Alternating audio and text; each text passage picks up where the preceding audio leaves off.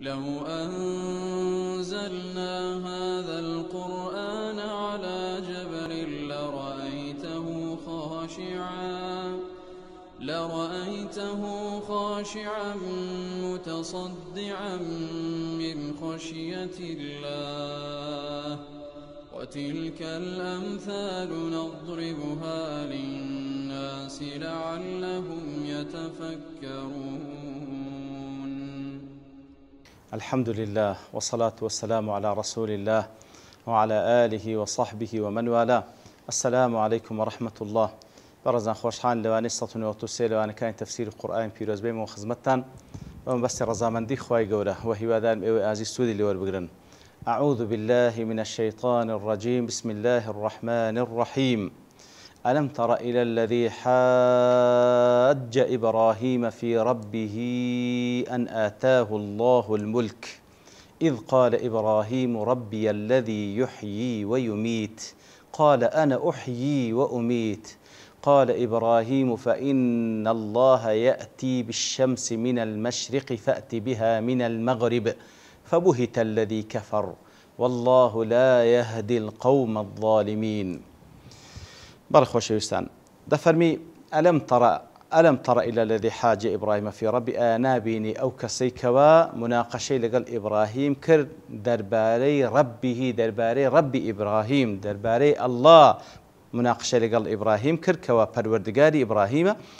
أن آتاه الله الملك لكاتك دا أو مناقشة كلا بري مغرور ببو ملكي كخوافي بخشيبو إذ قال إبراهيم ربي الذي يحيي ويميت كاتك وإبراهيم دفرمي پروردگاري من أو پروردگاري كوا دجيني ودمريني قال أنا أحيي وأميت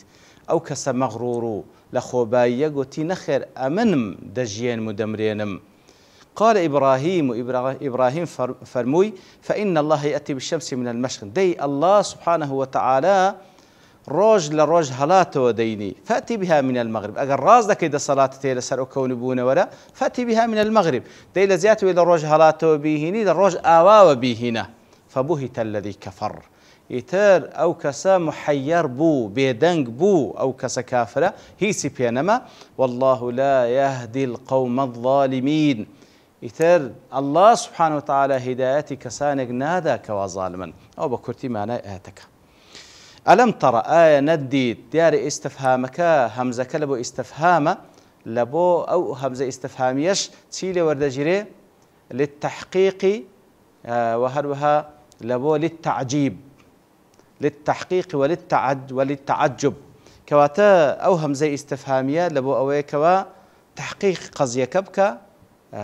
كواتك وكو أسلوبك وكارده هندريتن شتيشي بلغنويز بيشتيك بي كوا لاي مقابلكت هيت شكو جمان تيدم نديد أو هابو كواتل بوي كوا بتحقيق وبزاني بلي أو هابو لبو تعجبيشا يعني سر الصورنامن اللي كسي كوا باش أو إخوة يقول ملتشي بي بخشة لذلك شكرانه بكاتن ديتن بي لخوبايي دبي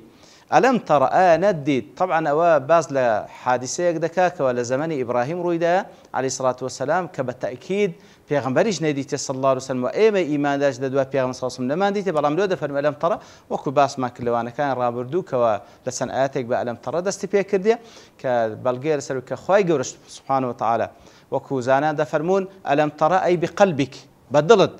ويأخذ وكو قتمان بمعنى أوي دير أوي كخواي يقول له دجيرتو بهسترا لهموش وازكاني جيرانوا لبرو كسي كواشتك بجيرتو بهسترين رواد أوي كوا بلي بتساوي خم أو شتمديد بلام لوج بهستر أوي كوا خوالود بجيرتو لبرو لواني تساوي خود هندك زار خداعي بصري لقلبك لواني تساو رشكو بيشكي بك عندشت بحقة خوي نبيني بلام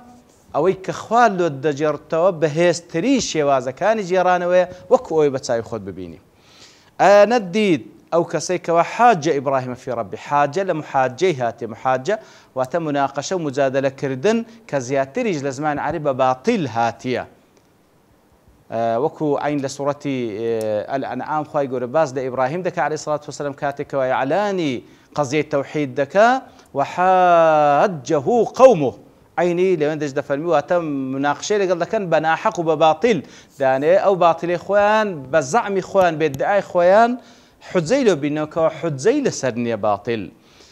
نەدید ئەو کەسێکەوە بەناحەق مجادلە لەگەڵ ئیبراهیم دەکا عەلەیهی سڵات وسەلام دەربارەی چی؟ فی ڕەبیهی، دەربارەی پەروەردگاری ئیبراهیم عەلەیهی سڵات وسەلام، دەربارەی پەروەردگاری ئیبراهیم مناقشە دەکا وەکو زانان دەفەرمون، واتە لە شەک و گومان پیشان دەدا لە وجودی ئەڵڵا سوبحانە وتەعالا، شەک و گومان نیشان دەداتن لە وەحدانیەتی ئەڵڵا کەوا ئەڵڵا تەنها شایانی پەرستنی هەیە، تر ئەو شەک و گومانی هەیە بەرامبەر بۆ شتانە. لەسەر چه ئەساسێکی وا دەکا؟ ئەن ئاتاه الله الملک، لەسەر ئەو ئەساسەی ئەو مناقشە و ئەو محاجەی بە باتیل دەکاتن ئەن ئاتاه الله الملک، لە کاتێکدا ئەڵڵا سوبحانە وتەعالا مولکی پێبەخشیە، مولکی پێبەخشێ، دەسەڵاتی پێبەخشێ، کەوا زۆرێک لە مفەسرین دەڵێن ئەو کەسە چێ بووە کەوا مناقشە لەگەڵ ئیبراهیم کردێ؟ نەمرودی کوڕی کەنعام بووە کەوا دەسەڵاتدارێکی زمانی ئەو زمانە بوو کەوا ئیبراهیم عەلەیهی سڵات وسەلام تێیدا پێغەمبەر بووە عەلەیهی سڵات وسەلام. ئیتر نەمرود یەکە لەو دەسەڵاتدارانەی بەو مولکەی کە خوای گەورە پێی بەخشی بوو لە خۆبایی ببوو. سوبحان الله. ئیتر ناز و نعمەت کە خوای گەورە پێت دەبەخشی ئەسڵ وایە شوکرانەی لەسەر بکەی، لە تاعەتی خوا سەرفی بکەی، ملکەستر بی لە بۆ خوا. بەڵام زۆر جاراش ئینسان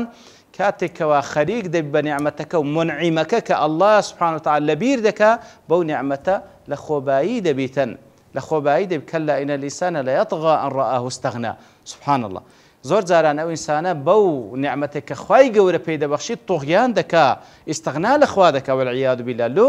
لەبەرەوەی بەڕاستی ذاتی منعیمەکەی لە فکر کردێ کە ئەڵڵایە تەنها نعمەتەکەی لە پێش چاوە، وا تێدەگا هەتا لە بۆی دەمینێ لە کاتێکدا کەوا خوای گەورە مولک بە هەر کەسێک بەخشی یان پێی نەبەخشی، لە هەردوو حاڵەت هەردووچی تاقیکردنەوە ئیبتیلایە، هەردووچی موەقەتە لە بۆ کاتێک دیاری کراوە تاوەکو پاشان سزا و پاداشتی لەسەر بدرێتەوە. ئیتر ئەوە نمونەی کەسێکە کەوا بەو مولکەی کە خوای گەورە پێی بەخشیە تۆغیانی کردیە، سەرپێچی کردیە، سنووری بەزاندیە، لە شێواز و یاخود مەزهەری سنوور بەزاندنەکەشی لەوەی بەدی دەکرێتن کەوا کاتێک کە ئیبراهیم دەعوە دەکا لە بۆ ذاتی ئەڵڵا، خەڵکی بانگ دەکا لە بۆی کەوا بەندەتی لە بۆ ذاتی ئەڵڵا بکەن، ئەو دێتن مناقەشە دەکا لەگەڵ ئیبراهیم بەناحەق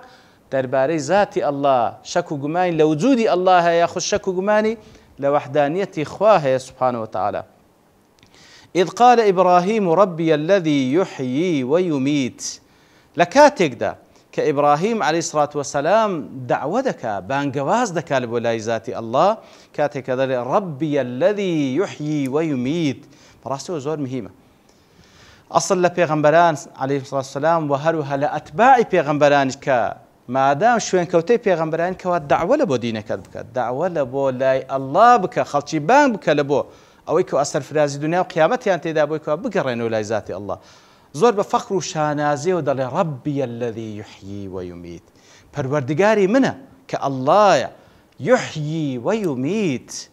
دەژێنی و دەشمرێنی. کەواتە بەڕاستیەوە زۆر مهمە، زۆر مهمە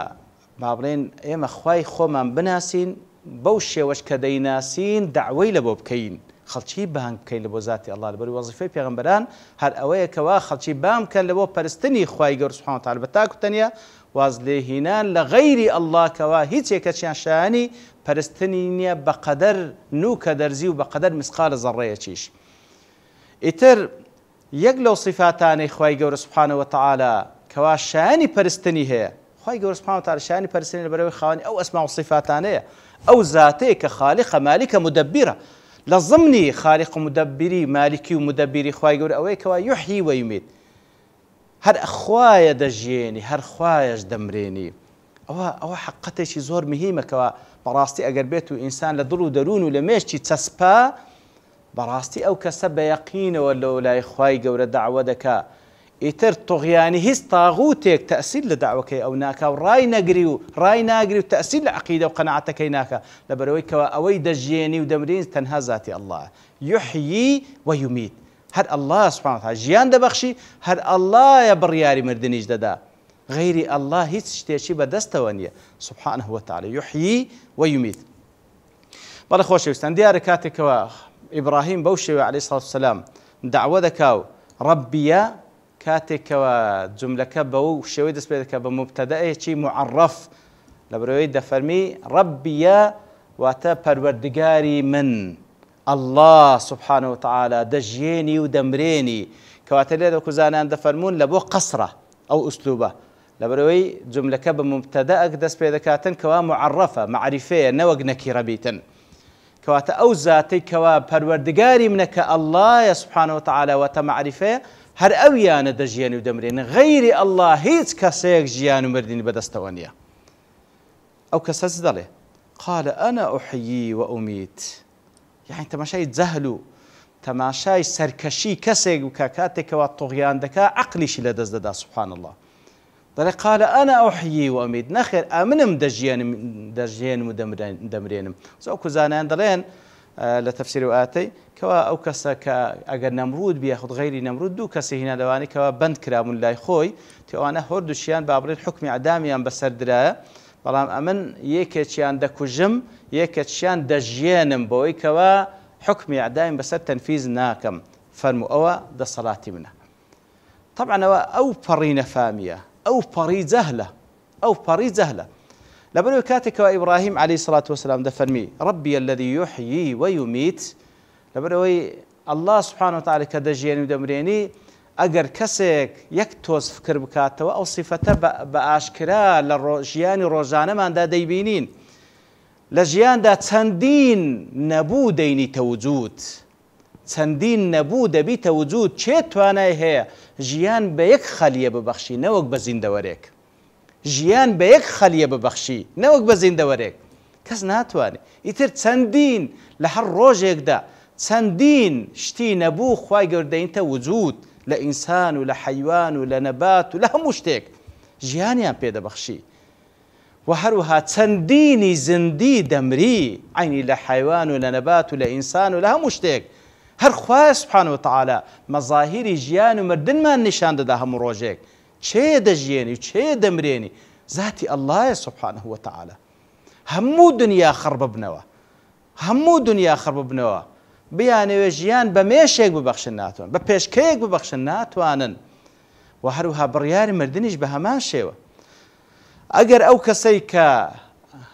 ئەو کەسەی کەوا دەمری ئەگەر دەستی بە شەریشی تێدا بی ئەگەر ئەڵڵا سبحانه وتعالى بڕیاری لەسەر نەبی یاخود ئیزنی لەسەر نەبی ناتوانن هەموو دنیا بێن بتوانن بیمرێنن بەڵام کاتێکەوە خوای گەورە لە قەدەری خۆی نووسیتی فلانە کەس و فلانە زیندەوەر ئەو هەندە دەژیە ئەوەندە دەژیێ ئەوەندە دەمری هەر ئەوەندە دەژیێ ئەوجە سەواءن بە مردنی خۆی مرد یاخود بە کوژران کوژرا یاخود بە هەر شێوەیەک ئیتر کەسانێک هەیە خۆی گوناحبار دەکا بۆی کەوا دێ کەسێک دەکوژی لە فلانەوە قەت کەوا ئەو ئەزەلی هەردەهات بمری خوای گەورە ئەوەندە ژیانی بەڵام ئەویان گوناه و تاوانی قەتلەکەی دەخاتە ئەستۆی خۆی ئیتر خوایە بڕیار دەدا یعنی ئەو ڕیواتەش ئەگەر سەحیح بیکەوە ئەو نەمرودە هات کەسێکی هینا دوو کەسی هینایە کەچی کوشت و یەکەچی بەجیهێشت خۆ ئەگەر خوا بیویست با سبحانه وتعالى لەو لەحزەی ئەوەی دەکوژی خوای گەورە ژیانی لە نەمرود وەردەگرتەوە لێن دەگەڕا ئەوی بکوژ بڕە ئەو کەسە دەبا بمری لەو لەحزەیە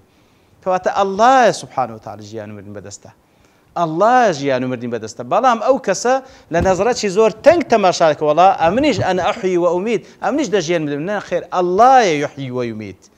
لەبەرەوەی ژیانی خۆشت بەدەستەوە نیە تۆ هەی نەزان هەی جاهل ئیتر